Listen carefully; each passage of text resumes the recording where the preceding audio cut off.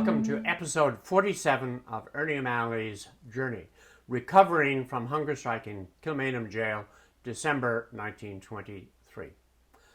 So where has my father, General O'Malley, been?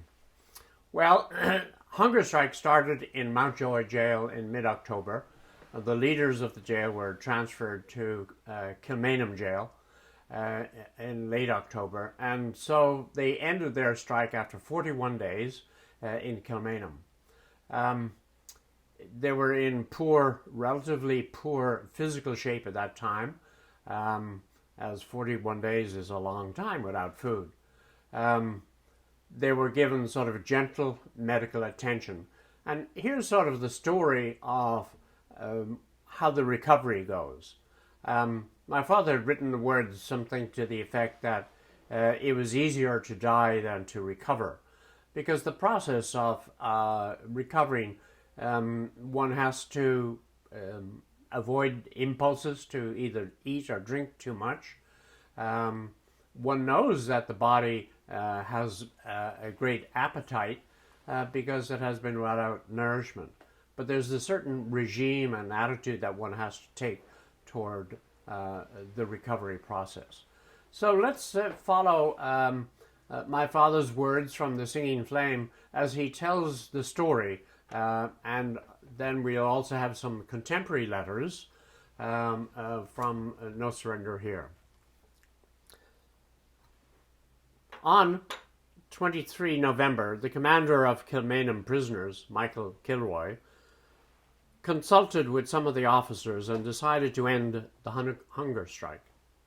Tom Derrick and David Robinson were sent to Mountjoy to the girls in North Dublin Union and to the Curragh camp to inform the other hunger strikers of the decision. After 41 days, the strike had collapsed without any definite promise of release. We had been defeated again, and although some wanted to continue the strike, yet they all agreed to fall in with the majority. I expect many of us spent the same miserable hours in our cells as I did after the decision had been arrived at. Tom Gehrig, after his visit to the Joy, had a story. One of the men there on the last day of the strike had said to the doctor, "What day of the strike is it?" "The 41st. "Oh, be Christ, we bate Jesus by a day." We were given a little beaten egg and brandy at intervals. Then we passed through all the feeding stages of babyhood. Neve's food, extracts of malt, Arrow biscuits and milk. One had to be very careful now, as the discipline of the first week or more was as firm as they were on hunger strike. The danger lay in overeating. Some who had exercised their willpower during the strike, now in defeat, seemed unable to control it as parcels of food came pouring in. They disregarded warnings and ate lavishly. Our conversations would have delighted the members of a baby club, discussions on the merits or demerits of predigested foods and of building up values of various types of liquid nourishment. So you can see what is happening is that as he's coming through the recovery stage, he's very conscious of his own position. And remember, he is a medical student, so he is looking at some of these aspects almost as a voyeur, looking back and seeing what's happening in a different phase. So he's abstracting himself and inquiring into his own position. Now, what we're moving into is some letters written contemporaneously from Kilmainham, mostly to Molly Childers, and you can see how his attitude and energy level has started to increase. And I'll be mentioning the day after the end of the strike, so you get a concept of how things are developing for him. So On the fourth day after the strike, he is writing to Molly Childers. As I said, I look upon you as a mother, and I look to you for directions, assistance, and advice. So far, you are too much inclined to praise certain attributes. I want you to criticize and scold me as well. I may not be the ideal me. To direct studies, you must know what knowledge and training I already possess. Of course, the mere fact of one's friends thinking of a person has many good points produces one effect. He may wish to be worthy of that friendship by paying more attention to the development of these points. Saoirse Plunkett and Frank Gallagher will be able to help me also to know God and to practice the interior life. Saoirse will be moved into my cell as soon as he is perfectly recovered. And even as in the joy I was allowed someone to remain with me, I trust the people here will grant that request. So you can see he's starting to plan how, because he's still bedridden, it's much easier if there is somebody in his cell. So he starts to plan not only the life of how he's going to continue to live in the cell, but also how he's going to organize his recovering pattern. We've said before that jail was like a university, particularly when they were not on hunger strike. They were able to concentrate and have classes and do readings. So the same pattern of the university energy comes up when during the recovery from the hunger strike. Namely, he wants to go out and create a pattern of development, and he will be appointing experts in the different fields, as we can see. This is on the 9th day to Mrs. Childers. This may be lucid. This may not be lucid and may tire you, but I will try to do my best. As a youngster in Castlebar, I had the inborn hate of things English, which I expect all Irishmen inherit. The king then was my objective. I hated him and blamed him for everything. I had great daydreams of myself playing the part of a soldier, charging at the head of my men, and reforming the dream until I was satisfied. I remember once when King Edward VII visited Dublin, bringing my younger brother outside Mountjoy jail to see him pass down from the Phoenix Park. We felt very proud because we kept our hats on as he passed. Now, of course, keeping your hat on during a ceremony like that was high disregard for an important personage. And in fact, that almost created a riot on the street because of the disregard. And on Another Man's Wound, my father has written a very nice passage about what was happening at that time. The other thing was these words about the inner hate of things British. I mean, that is a theme throughout his life, but it matures, so it's not British per se. He has another philosophy which comes up because he always reads English literature. It's just that the English shouldn't be in Ireland and interfering with the nature and politics of Ireland. He's against colonial government, and I think that's really what he's saying from an early stage. Now, that last letter was also a part of a long letter of 30 pages that he wrote, and it was a history of his biography, really. He wanted to inform Molly Childers what he knew, what he'd read. She was going to be his senior advisor in terms of what new books he should get, and so he literally lists the books that he's read and the music he's enjoyed and the art that he's seen. And so it's an encyclopedic insight into who Ernie O'Malley was. One of the advisors that he also seeks is a Mabel Fitzgerald. Now, Mabel Fitzgerald is the Kilmainham wife of the minister, Free State Minister Fitzgerald, Desmond Fitzgerald. And so she is still playing a role as a Kilmainham anti-treaty Republican. And he's writing, again, his sort of intimate inner thoughts to her. And he says, I found my body cannot be utilized as it has been in the past, as fighting is now out of the question, and I wish to place at my country's service what training I can by reading and thinking, and you will please help in the good work. And if I ever give you too much to do, please tell me. I have a little money outside and can, I think, raise more. I've appointed Kevin, my librarian, and I'm making him responsible for the forwarding of books I want. I want him to read my books and to get them to like them. Do you know each other? I do not know him and always look upon him as a kid, but I believe he's quite grown.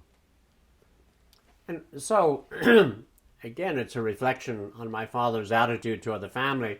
It's a realistic sense. He doesn't know his younger brother because he's been away for 6 years. But Kevin is one of the brothers who is in medical school and is really emotionally and mentally similar to my father. And they've become the best friends for the rest of their lives. Now, it was writing to Mabel Fitzgerald, he wanted her to be one of the advisors on general things like art and literature.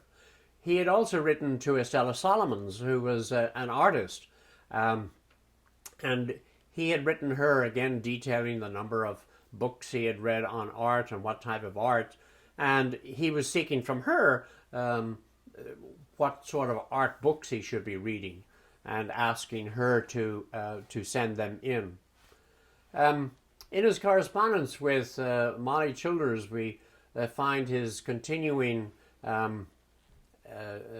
requests, very demanding requests, I've always thought, for specialized foods. I mean, blocks of sugar or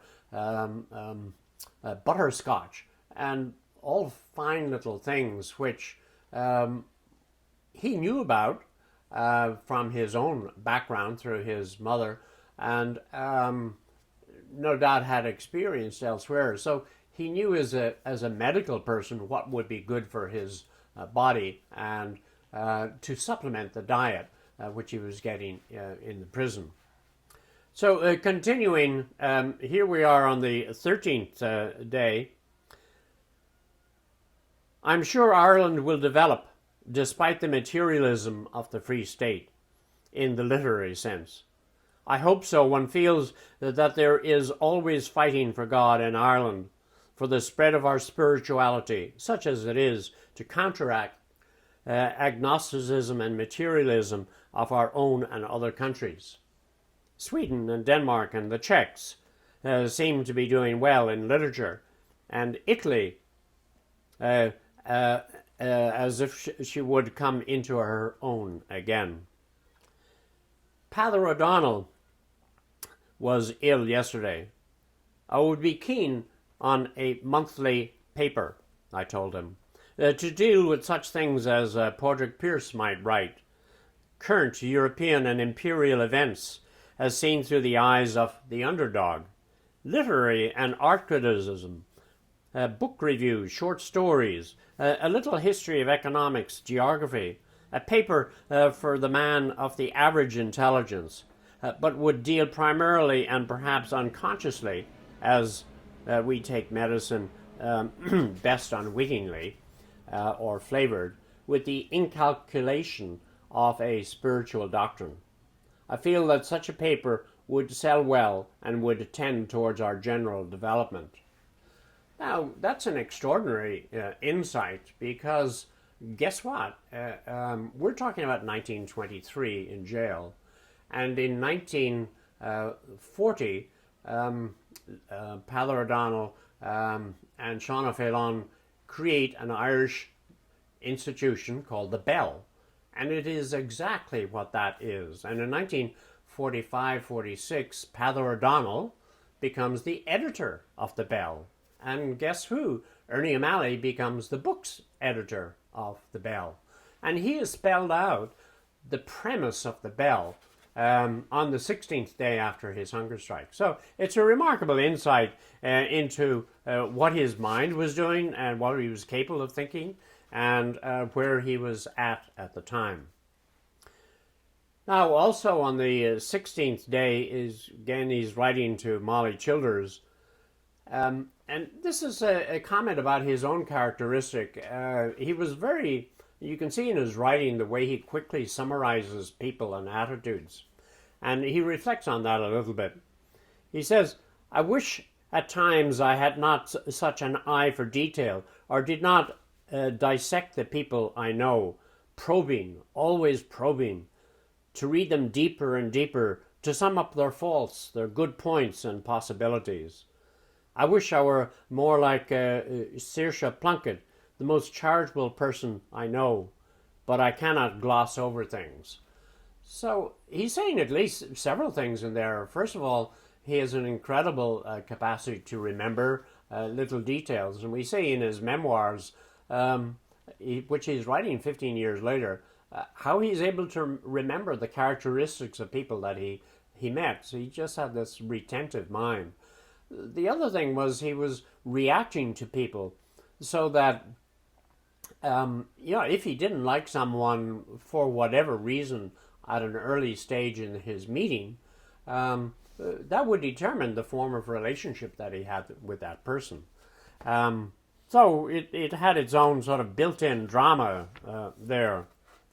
Now, in another letter on the 25th of day after the strike, he's writing again to Molly Childers, and he's saying, "Presently we have to save the wreck of our movement.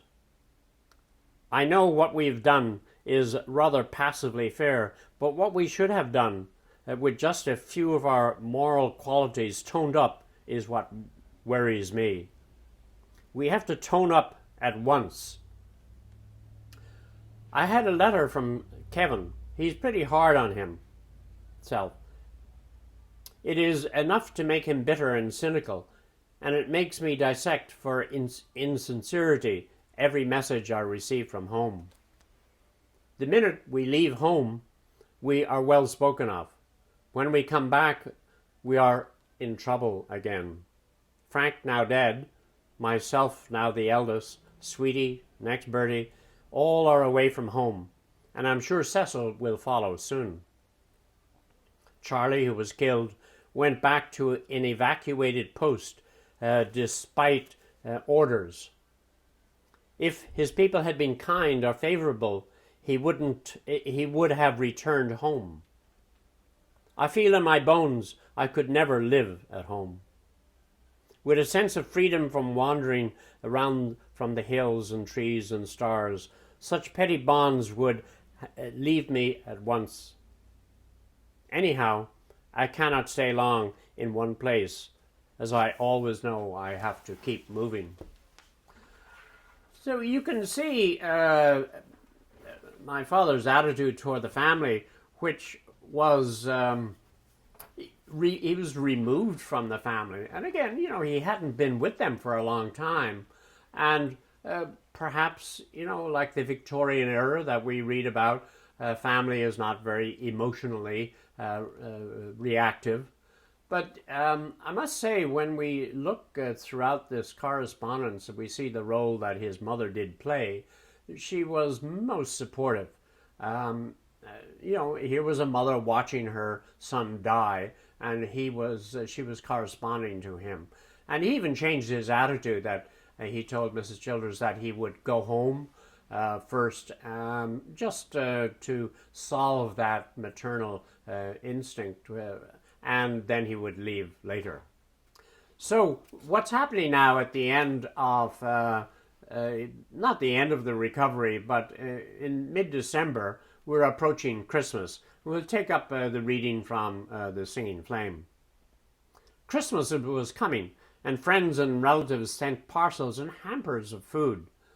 Hunger strikers were to be made up for their fast by the indulgence against any future. On Christmas Day in Kilmainham, cells glistened with holly, pine branches, and the blood of oak. Tables were taken from the cells and laid end to end on the general floor. David Robinson was busy ticking off lists of foods. I could not leave my bed or eat, but I could hear the feasting through my door and watch the effect of bottles of wine or some of the others. This was my third Christmas in jail. The first with the auxiliaries in Dublin Castle, the second in a hospital cell in Mountjoy. Next Christmas, where will I be? The thought of Christmas made me lonely. So there's a lot in those passages about the recovery of a soul, the recovery of the former person, and you can watch the sort of energy level develop through these dates.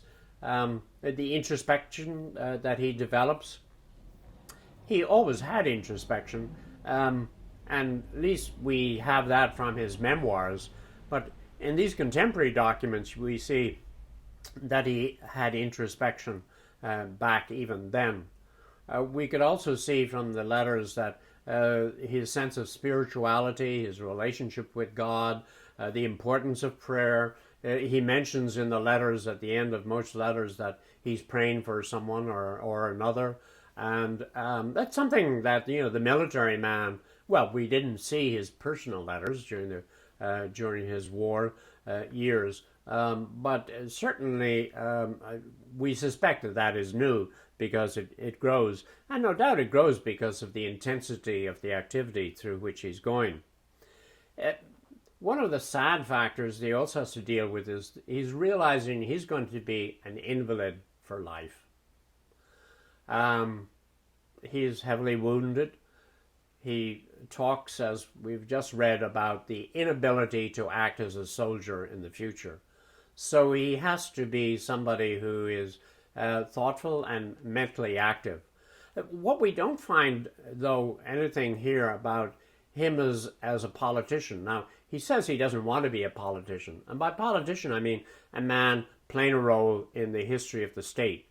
He doesn't ask for books on economics or political science or how he could mature the state of Ireland. He's only into his own world, which he had lived in privately before, which was the world of the arts. So, next time, join us for From Kilmainham to St. Bricken's Military Hospital in Dublin, January 1924.